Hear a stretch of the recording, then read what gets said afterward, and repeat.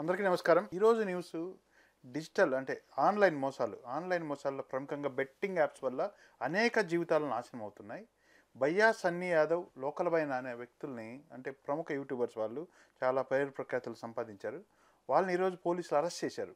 దాని గురించి అంటే ఇలా సమాజంలో జరుగుతున్న ఈ బెట్టింగ్ యాప్స్ ప్రమోషన్స్ గురించి, వాటి గురించి ఎన్ని జీవితాలు నాశనం అవుతున్నాయి దీనివల్ల, అసలు ఇది ఎక్కడ లోపం, ఈ సమాజంలో ఎక్కడ లోపం జరుగుతోంది, ఈ బెట్టింగ్ యాప్స్ని ఆదిలోనే అరికట్టడంలో ఎందుకు విఫలమవుతున్నారు, మనం ఎస్పీ పవన్ గారిని అడిగి తెలుసుకుందాం. నమస్తే సార్. నమస్తే అండి. సార్, ఈరోజు లేటెస్ట్ న్యూస్ చూశారు, బెట్టింగ్ యాప్స్ వల్ల ఎన్ని జీవితాలు నాశనం అవుతున్నాయి. ప్రముఖ యూట్యూబర్ సన్నీ యాదవ్ని కూడా అరెస్ట్ చేశారు. సన్నీ యాదవ్ లోకల్ బాయ్ నానిని కూడా అరెస్ట్ చేశారు. గతంలో హర్ష సాయి కూడా ఇదే చేశారు అని చాలా ఆరోపణలు వచ్చేసారు. దీనిపైన మీ అభిప్రాయం? సార్, ఇది అక్యురేట్గా బిగ్గెస్ట్ క్రైమ్ అండి. అది ఎక్కడి నుంచి మొదలైంది, ఎక్కడ స్టార్ట్ అయింది, ఏ కంట్రీలో స్టార్ట్ అయింది. కొన్ని యాప్స్ అయితే మన ఇండియాలో నిషేధం చేశారు. అయినా సరే కొన్ని యాప్స్ అంటే మనం ఇప్పుడు చెప్పినా కూడా వాటిని అనవసరంగా ప్రమోట్ చేసినట్టు అవుతుంది. వాటి గురించి చర్చించకుండా ఏవైతే కొన్ని బెట్స్ అని ఉంటాయి, తర్వాత డ్రీమ్ అనే పేరుతోటి ఉంటాయి ఈ యాప్స్. అంటే అసలు ఎప్పుడో వీటి మీద నిషేధం విధించి, ఎందుకంటే మనం ప్రతిరోజు పేపర్లో చూస్తూ ఉంటాం. ఎవ్రీడే పేపర్లో ఎవ్రీడే ఎంతోమంది చిన్నపిల్లలు ముఖ్యంగా టీనేజర్స్ని టార్గెట్ చేసుకుంటుంటారు. ఇవి ప్రొవోక్ చేసే యాప్స్ అన్నమాట. దీని గురించి మనం డిస్కస్ డీప్గా చేసే ముందు నేను పేపర్లో మనం చదివిన ఒక ఐటెం చెప్తా. అదేంటంటే, ఒక అబ్బాయి వాళ్ళ నానమ్మ వాళ్ళ తల్లి అకౌంట్లో నుండి దగ్గర ఒక 20-25 lakhs ఆ యాప్ బెట్టింగ్స్ లోపల చేసేసాడు. లాస్ట్కి వాళ్ళు ఆల్మోస్ట్ సూసైడ్ చేసుకునే పరిస్థితికి, ఆ టెండెన్సీకి వెళ్ళిపోయారు అని అంటే ఎంత డేంజరస్ యాప్స్ ఆలోచించండి. ఒకవేళ రిజిస్టర్డ్ అయినా లేదా గవర్నమెంట్ పర్మిషన్స్ ఉన్నా సరే అవి నిషేధం చేయాల్సిన అవసరం ఎట్టి పరిస్థితుల్లో ఉంది. బికాజ్ మనకి ఇది వరకు భాగ్యలక్ష్మి బంపర్ డ్రా అని లేకపోతే ఇంకోటి వచ్చేవి. అవి ఇప్పుడు లేవు.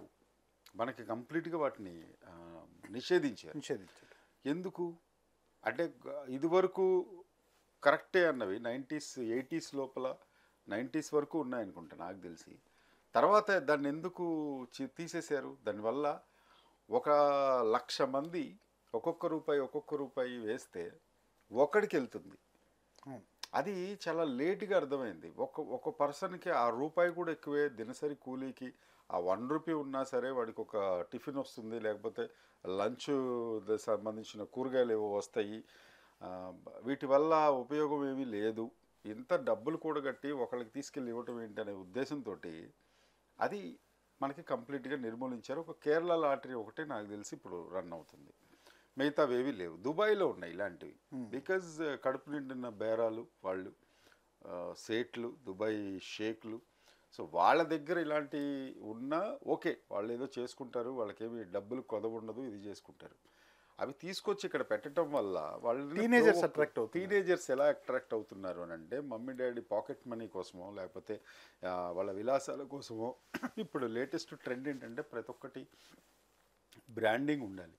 పెట్టుకునే వాచ్ కానీ, లేకపోతే షర్ట్ కానీ, లేకపోతే ఆఖరికి మనం వాడే టూత్పేస్ట్ కూడా ఒక మంచి బ్రాండింగ్ తోటి, లేకపోతే మా షర్ట్ ఇంత కాస్ట్లీ అని. ఇవన్నీ నేను వేగ్గా చెప్పట్లేదండి. బికాస్ యాజ్ అ జర్నలిస్ట్ నేను ఇవన్నీ చూశాను. అండ్ అలాగే మేము క్రైమ్ ప్రోగ్రామ్ హెడ్గా చేశాను కాబట్టి వాటిల్లో మేము పోలీసులతోటి వాటితో మాట్లాడేటప్పుడు ఇంట్రాగేషన్ అని ఒకటి ఉంటుంది, విచారణలో బాధితులు ఎక్కువ మంది, అంటే నిందితులు బాధితులు చెప్పేది ఒకేలా ఉంటుంది. ఏంటి అని అంటే, వాళ్ళు విలాసాల కోసమే బెట్టింగ్స్కి పాల్పడతారు. తినడానికి తిండి లేకపోయినా సరే ఐఫోన్ కోసం హత్యలు చేసిన వాళ్ళు ఉన్నారు. ఇవన్నీ నమ్మడానికి వీలు లేకుండా ఉంటాయి, కానీ నిజంగా సమాజంలో జరుగుతున్న నేరాలు ఘోరాలు. ఈ మాత్రం వాస్తవం తీరాల్సినది. అయితే నాకు ఒక డౌట్ ఏంటంటే, మేబీ మీకు తెలిస్తే మీరు క్లారిఫై చేయండి. ఇంత లేట్ ఎందుకు అయింది వాళ్ళని అరెస్ట్ చేయడానికి? సార్, అంటే లేట్ అయింది అంటే ఇక్కడ 2 కోణాలు ఉన్నాయి సార్. ఒకటి, ప్రభుత్వం ఇప్పుడు మీరు మొబైల్ ఫోన్ చేస్తుంటే హెచ్చరికలు జారీ చేస్తుంది, డిజిటల్లో మోసాలు జరుగుతున్నాయి, జాగ్రత్తగా ఉండండి అని వస్తున్నాయి సార్. ఇప్పుడు వస్తుంది sir. At the same time alert చేస్తున్నారు. అదే డిజిటల్ మీడియాలో బెట్టింగ్ యాప్లు కూడా చాలా బహిరంగంగానే ప్రదర్శిస్తున్నారు. అంటే 2, ఒక పక్క ఏమో మనకు మెసేజ్ వస్తుంది, ఒక పక్క ఏమో ఇవి వస్తున్నాయి. అంటే ఎక్కడ లోపం జరుగుతుంది అనుకుంటున్నాం సార్ మనం? మంచి అనాలిసిస్ అండి ఇది. ఎందుకంటే ఇప్పుడు ఎలా ఉంటుందంటే ఒక బార్లోకి వెళ్ళి మందు తాగుతాం, దానికి కావాల్సిన ట్యాక్స్ కడతారు, దానికి కావాల్సిన జిఎస్టీలు కడతారు, అన్నీ కడతారు. 30 రూపాయల మందుకి 300 కడతారు, తాగుతారు. బయటికి రాగానే మందు తాగామని అలానే వేస్తారు, లేదా బైక్ లాక్కొని మీకు డ్రంక్ అండ్ డ్రైవ్ కేసు అనేది బుక్ చేస్తారు. సో ఇది ఎలా ఉంటుందంటే అండి, అంటే కొన్ని సంస్కరణలు కొన్ని రావాలి ఎట్టి పరిస్థితుల్లో అని అనిపిస్తుంది. పెట్టడం ఎందుకు, మళ్ళీ తాగడానికి పట్టుకోవడం దేనికి? అది కరెక్టే. ఇవన్నీ ఎంత చర్చించినా కూడా కొన్ని తెగవు. సో ఎవరి సేఫ్టీ వాళ్ళు కంపల్సరీ చూసుకోవాల్సిన. డ్రంక్ అండ్ డ్రైవ్ తప్పే కాబట్టి. డ్రంక్ అండ్ డ్రైవ్ తప్పే, అబ్సల్యూట్లీ తప్పే. ఇక్కడ ఎందుకు అది ప్రస్తావించాల్సి వస్తుంది అంటే, గవర్నమెంట్ విధి విధానాలు కొన్ని మార్పులు చేర్పులు చేసుకోవాల్సిన అవసరం ఉంటుంది ఖచ్చితంగా. అతను వెళ్ళి యాక్సిడెంట్ చేయొచ్చు, లేకపోతే ఇంకోటి చేయొచ్చు, ఒకచోట పెట్టి ఆపేసినందువల్ల అక్కడి నుంచి తప్పించుకుని ప్రతిరోజు ప్రతి సాటర్డే మేము చూస్తూ ఉంటాం. అక్కడ ఉంటుంది అని చెప్పి ఇంకో ప్లేస్ నుండి వెళ్తాడు, అది తప్పే కదా. అసలు అక్కడే సమూలంగా మీరు ఎట్టి పరిస్థితుల్లో మీరు వెహికల్ అలౌడ్ చేయరు, వెహికల్ నుండి మీరు వెళ్తే గనక అని చెప్పి స్టెప్ 1లోనే మీరు కట్ చేయొచ్చు కదా. అవును, స్టెప్ అతను 1 కిలోమీటర్ దాకా వెళ్ళే కన్నా ఆ బార్స్ లోపల చెప్పచ్చు, లేకపోతే ఇంకొకటి ఇది చేసుకోవచ్చు. అలాగే బెట్టింగ్ విధానాల్లో కూడా ఫస్ట్ వచ్చేసి జరిగిపోయిన తర్వాత వాళ్ళని అరెస్ట్ చేసాము, లేకపోతే ఇంకోటి వాళ్ళని ప్రమోట్ చేశారు. అసలు ప్రమోట్ చేసిన వాళ్ళని అరెస్ట్ చేయడం కన్నా వాళ్ళని అరెస్ట్ చేయడం కరెక్టే. అసలు బెట్టింగ్ యాప్లను కూడా కంప్లీట్గా డిలీట్ చేయొచ్చు కదా, బ్యాన్ చేయొచ్చు కదా. ఇప్పుడు ఈ బెట్టింగ్ ఎవరు అప్రోచ్ అయ్యారు బెట్టింగ్ యాప్లు ప్రమోట్ చేయమని? ఎవరైతే సన్నీ యాదవ్ వీళ్ళందరూ ఉన్నారు లోకల్ పైన అని, వీళ్ళని అప్రోచ్ చేయండి ఎవరు? ఆ మూలాలని వీళ్ళు విచారణలో తేల్చొచ్చు కదా సార్. అది తేల్చాలి, ఎందుకంటే అది ఇప్పుడిప్పుడే ఒక్కొక్క స్టెప్ వేస్తున్న నేపథ్యంలో అండ్ చాలా వరకు మాదక ద్రవ్యాలు కూడా నిషేధిత మాదక ద్రవ్యాలు అవి కూడా మన పేపర్స్లో చూస్తుంటాం. పలానా చోట పలానా పబ్ లోపల వినియోగిస్తున్నారు, లేకపోతే ఇంకోటి జరుగుతుందని. కొన్నాళ్ళ పబ్బు మూతపడుతుంది, మళ్ళీ కొన్నాళ్ళకి మళ్ళీ తెరుచుకుంటుంది. అంటే స్పష్టమైన విధానాలు అనేది చేయటం లోపల ప్రభుత్వ వైఫల్యాలు కావచ్చు, లేకపోతే మన సిస్టమ్ వైఫల్యం అనొచ్చు. మన ప్రభుత్వం కన్నా కూడా ఏ ప్రభుత్వం వచ్చినా కూడా ఇవి మాత్రం మారట్లేదు. ఈ నేరాలు ఈ ఘోరాలు అనేవి మాత్రం ఆగట్లా.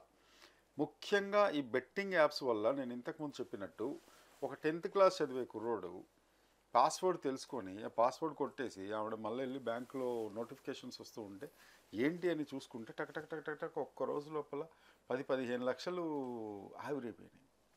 అవును, ఏంటి అని చెప్పి వెళ్ళి ఇది చేసుకుంటే సో ఈ బెట్టింగ్ యాప్లో పెట్టడం, అతన్ని విచారిస్తే ఆ పిల్లోడిని టీనేజర్ లేదండి ఇట్లా నేను పెట్టాను, నేను దాని లోపల లాస్ అయ్యాను, మళ్ళీ గెయిన్ చేయాలని మళ్ళీ దానిలోనే ఇది అవును సార్, ఇవన్నీ జరుగుతున్నాయి. ఈ బెట్టింగ్ యాప్ల్లో పోలీస్ విచారణలో కంటే కొన్ని మనకు తెలుస్తున్న సమాచారం ప్రకారం కొన్ని దేశాలు సరిహద్దులు దాటి నడుస్తోంది ఇది అనే ఒక టాక్ కూడా ఉంది సార్. అంటే చైనా, కొన్ని యాప్స్ మన దానిలో వేరే చోట నుంచి ఇవి రిమోట్ అక్కడ నుంచి రిమోట్ చేస్తున్నారు. ఇప్పుడు ఐబొమ్మ అనేది ఉంది మనకి, అది కంప్లీట్గా మనకి మూవీస్ పైరసీ సైట్. అది బహిరంగంగా ప్రదర్శిస్తుంది. బహిరంగంగా ఇప్పుడు ఐబొమ్మ అని కొట్టగానే ఇది వచ్చేస్తుంది, లేకపోతే బాపమ్మ అని కొట్టగానే వచ్చేస్తుంది. అది వాటిని నిర్మూలించలేకపోతున్నాం. అలాగే సేమ్ బెట్టింగ్ యాప్స్ కూడా పరిధిని దాటిపోయిందేమో అనేది డెఫినెట్గా అందరూ ఆలోచించాల్సిన విషయమే. ఎంత నిషేధన కొనసాగినప్పటికీ ఎక్కడొక్కడి నుంచి లాగిన్ అవుతున్నారు, లేకపోతే ఏదో ప్రపంచం మూలల నుండి, అంటే అన్ని దేశాల్లో నిషేధం కాదు కాబట్టి ఏదో ఒక దేశంలో ఉన్నా కూడా వాటిని ఇమీడియట్గా క్యాప్చర్ చేసుకొని వాళ్ళు ఆడే విధంగా తయారవుతున్నారు.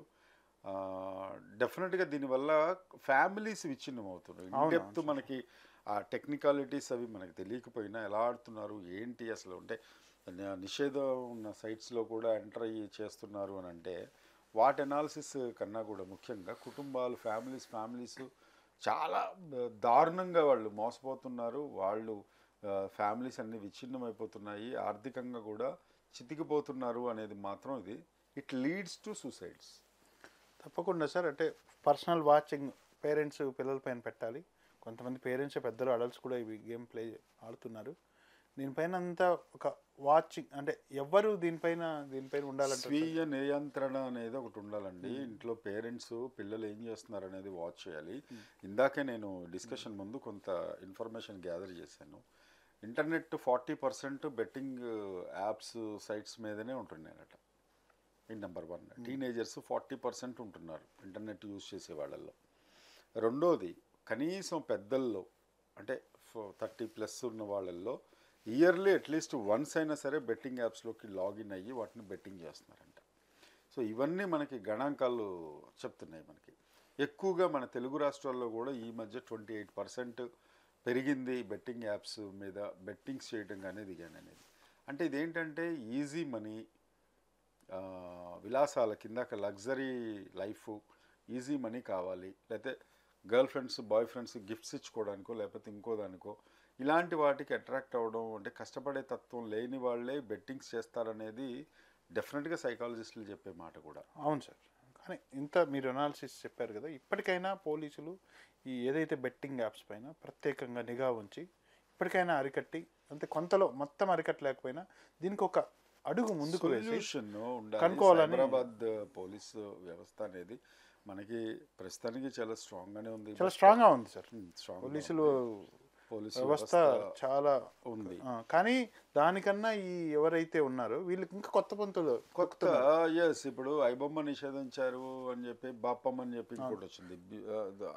దానిలోకి సైట్లోకి ఇది చేయండి అని చెప్పి వాళ్ళే ఇస్తున్నారు. వాళ్ళు ఎక్కడున్నారు ఏంటనే తెలియదు.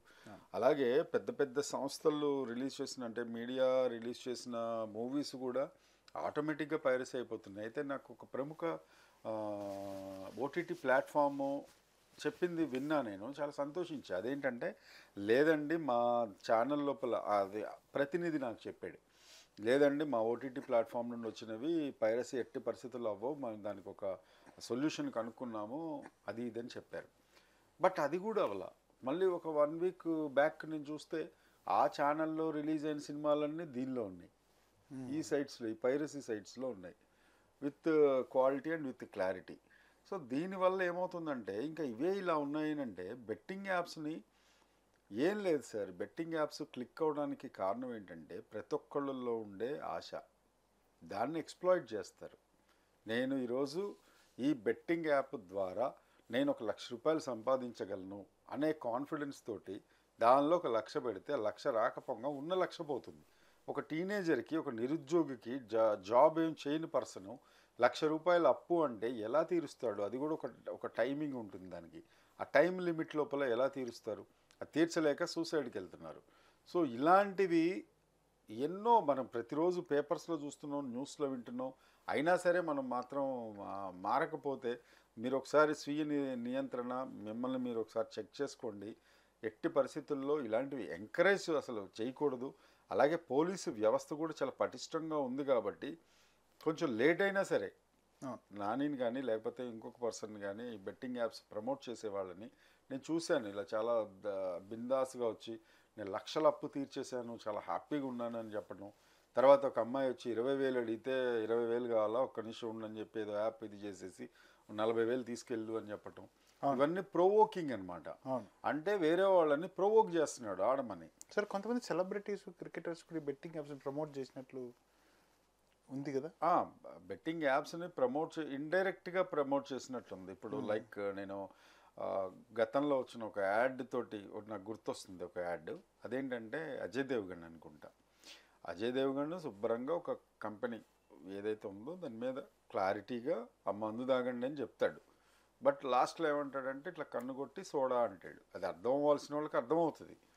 అంటే ఇప్పుడు మందు మీద ప్రకటనలు ఇవ్వకూడదు, బట్ చాలా తెలివిగా ప్రమోట్ చేస్తాయి. మద్యం విక్రయించే సంస్థలు తమ డ్రింక్స్ని తాగండి అని చాలా తెలివిగా మ్యూజిక్ సీడీస్ అంటాడు. మ్యూజిక్ సీడీస్ ఎక్కడ ఉన్నాయండి అవి? లేకపోతే వాటర్ అంటాడు, లేకపోతే సోడా, క్లబ్ సోడా అంటాడు. అలా తెలివిగా ఎలా అయితే ప్రమోట్ చేస్తున్నారో సేమ్ అదేవిధంగా బెట్టింగ్ యాప్స్ కూడా అలాగే తెలివిగా ప్రమోట్ చేసుకుంటూ ముఖ్యంగా టీనేజర్స్ని టార్గెట్ చేసుకుంటున్నారు. ఎందుకంటే కొంతమందికి 25-30 ఏళ్ళు వచ్చేసరికి వాళ్ళకు కొంచెం విజ్ఞత అనేది ఉంటుంది, ఎన్నో చూసుంటారు కాబట్టి వాళ్ళకి అర్థమవుతుంది ఇదంతా గ్యాంబ్లింగ్, మనం పెడితే పోతుంది కానీ వచ్చేది ఏమీ ఉండదు అని. 100కో 1,00,00,000 ఇప్పుడు 1,00,000 మందిలో ఒకళ్ళకి వస్తుంది అని అంటే అది ఏమి క్యాల్కులేషన్ అసలు? దాన్ని నమ్మడం దేనికి? అది వీళ్ళకు ఉండదు, నాకు కూడా వస్తాయి అనే ఉద్దేశంతో టకటక పెట్టేసి డాడీ దగ్గరున్న ఓటీపీదో లేకపోతే ఆయన దగ్గరున్న బ్యాంకుదో ఓటీపీ నెంబర్ తీసుకోవడం అలాగే చేస్తున్నారు. అలాగే అవును సార్. చేస్తున్నారు, అప్స్కాండ్ అయిపోతున్నారు. తప్పకుండా సార్, ఇప్పటికైనా గవర్నమెంట్ వీటిపైన చర్యలు తీసుకొని ఏదైతే ఈ టెక్నాలజీ కొత్త పుంతలు దొక్కుతూ ఈ బెట్టింగ్ యాప్స్ని ప్రమోట్ చేయడంలో ఈ గ్యాంబ్లర్స్ ఎవరైతే కొత్త పుంతలు దొక్కుతున్నారో పోలీస్ డిపార్ట్మెంట్ కూడా అంతే టెక్నాలజీతో వీటిని అరికట్టాలని కోరుకుంటున్నాం సార్. నమస్తే. నమస్తే అండి, థ్యాంక్ యూ.